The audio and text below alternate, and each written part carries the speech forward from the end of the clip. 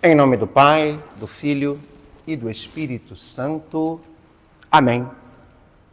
Veni, Sancte Spiritus, veni per Mariam.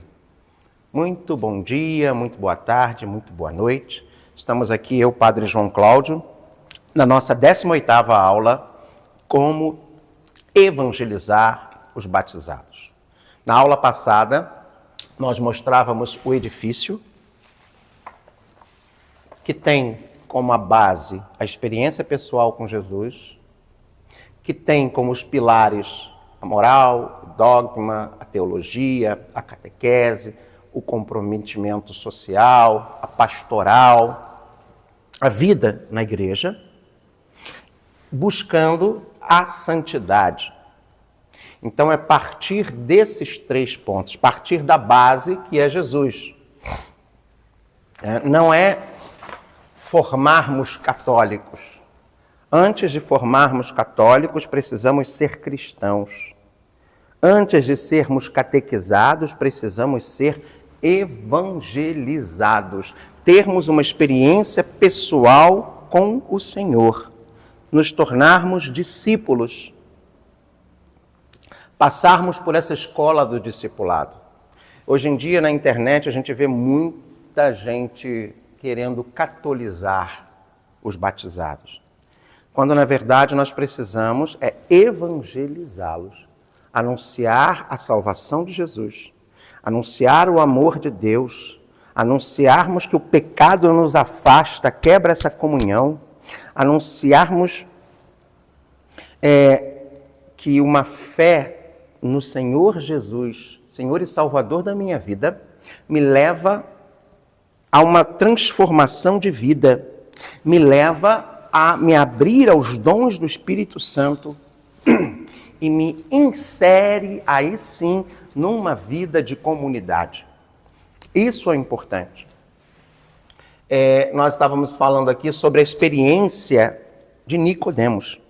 O Senhor Nicodemos, o mestre Nicodemos, encontra com Jesus e Jesus diz para ele: em verdade vos digo, vos é necessário nascer de novo. Nascer pela água e pelo Espírito. Esse novo nascimento, o essencial não é ser mestres em Israel. Atenção para isso. O essencial não é sermos mestres em Israel. Muita gente quer ser mestres em catolicismo, mestres em teologia. Ok, tem o seu valor. Porém, o essencial é nascer de novo, receber e viver a boa nova da salvação em Jesus Cristo. Gente, isso parece óbvio, mas não é. Experimentarmos a salvação e vivermos a boa nova dessa salvação. Somos remidos pelo sangue precioso derramado de Jesus, somos salvos, Ele é o nosso Senhor. É como disse Tomé, meu Senhor e meu Deus. E a gente precisa dar esse salto na fé. Esse salto na fé. Para que uma vida cresça, é necessário que antes tenha nascido. Não podemos crescer na fé se antes não nascemos para ela. Olha só, não podemos crescer na fé se não nascemos para ela. Você já renasceu? Oh, tem que nascer da água. Oh, tem que nascer do Espírito de Deus. Há 35 anos eu cantava essa música. Oh, tem que nascer da água e do Espírito de Deus. Tem que nascer do Senhor. Oh, tem que nascer da água e do Espírito de Deus. Tem que nascer do Senhor. Nascer para crescer. Se antes não nascemos para ela, para a vida nova, ou seja, se não temos experiência do que seja a vida nova trazida por Jesus, nós não vamos crescer. Vamos virar mestres, intelectuais, conhecedores, mas não evangelizadores. Só é sinal da presença de Jesus quem vive essa experiência pessoal com Ele. Aqueles sinais que estão lá em Marcos 16, versículo 15 seguintes. O querigma conduz justamente a esta finalidade, através da apresentação de Jesus morto, ressuscitado e glorificado, ter uma experiência de vida nova, graças à fé e à conversão. Experimentar Jesus vivo. Meu Deus está vivo, Ele não está morto, meu Deus está vivo. Em meu coração, meu Deus está vivo, está ressuscitado. Sinto em minhas mãos, sinto em meus pés, sinto em minha alma, em meu ser. Eu cantava isso há 35 anos. Experimentar Jesus Cristo vivo como Salvador pessoal, como Senhor de toda a vida, como o Messias que dá o Espírito Santo. Mas, lentamente, muitas vezes, na evangelização do povo de Deus, acreditou-se ter se cumprido efetivamente todos os passos da proclamação querigmática.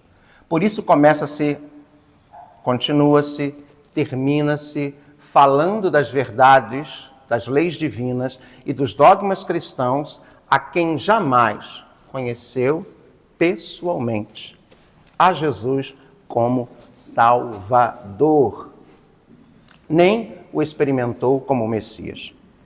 Como é que eu vou passar um conhecimento de catequese, de doutrina, de teologia, dos dogmas, se eu não experimento o Senhor, se eu não vivo um senhorio de Jesus, se eu não sou um discípulo? Eu quero ser mestre, e muita gente quer ser mestre hoje em dia, na igreja, sem sequer ser discípulo. Tem muita gente que está aqui na internet bancando de padre, querendo fazer aquilo que acha que os padres deveriam fazer, mas não quer passar por uma experiência de seminário. Não quer se submeter a 7, 8 anos de formação. Não quer parar a sua vida. Aí fica difícil. Porque você não tem ali essa formação adequada. Isso está acontecendo muito, gente. Lamentavelmente, muitas vezes, na evangelização do povo de Deus, acreditou-se ter cumprido efetivamente todos os passos da proclamação querigmática. Por isso começa-se e continua-se, termina-se falando das verdades, mas não se experimenta o Senhor. Algumas culturas indígenas do México tinham costumes e crenças que hoje fazem-nos rir. Por exemplo, colocavam alimentos dentro dos túmulos, pois poderiam acontecer que os defuntos tivessem fome. Gente, isso não é só na cultura do México, não, tá? Lembrando que o Prado Flores, ele é mexicano, por isso ele está usando da cultura do México. Mas na Roma antiga, pagã, a gente vê claramente nos túmulos, lá nos sítios arqueológicos, que esse também era, na cultura romana, um hábito dos romanos. Tá? Para nós é uma certa estranheza, né? Eu não diria rir aqui o Prado Flores, né? Mas hoje a gente tem que ter esse respeito de perceber que é um pensamento daquela religião, né? Pois poderia acontecer que o defunto tivesse fome. A chegada do Evangelho pôs fim a tudo isso. Pôs fim por quê? Porque as pessoas tiveram a liberdade de escolher. Aí eu vou falar como professor de história. Quando duas culturas se colidem, a tendência é haver uma mudança. Não é que a igreja ela destruiu a cultura anterior. Tanto que até hoje no México tem ainda aquelas pessoas que vivem algumas festas a partir da experiência pagã. Os jesuítas, por exemplo, eles nunca destruíram a cultura indigenista no Brasil. A língua. Quem promoveu a língua? Tupi. Quem fez a primeira gramática de Tupi? Quem é que se inseriu na realidade deles? Agora, obviamente, eles tiveram a capacidade de escolher, eles não foram forçados. Me parece que tudo é visto como uma estratégia de destruição da cultura. Nem sempre é isso, não. É uma evangelização. Se eu quero que as pessoas conheçam Jesus, eu vou falar para elas de Jesus. Por exemplo, a cultura romana, ela foi destruída? Não pelos cristãos. Por quem? Pelos bárbaros. Quem salvou, por exemplo, o direito romano? Foi a igreja. Se não fosse a igreja, nós não teríamos hoje o direito romano. Como não teríamos muitas coisas da Roma antiga. Algumas foram conservadas, né? Agora, os outros povos não, eles destruíam realmente. O cristianismo, ele nunca foi de destruir uma cultura, mas de fazê-la ter contato com Jesus. E isso é muito importante esclarecer. Na próxima aula nós vamos continuar a falar um pouquinho sobre essa questão da evangelização, né? E o quanto é importante uma experiência pessoal com Jesus para que se tenha, inclusive, respeito às culturas primitivas. Fiquemos em paz e que o Senhor nos acompanhe.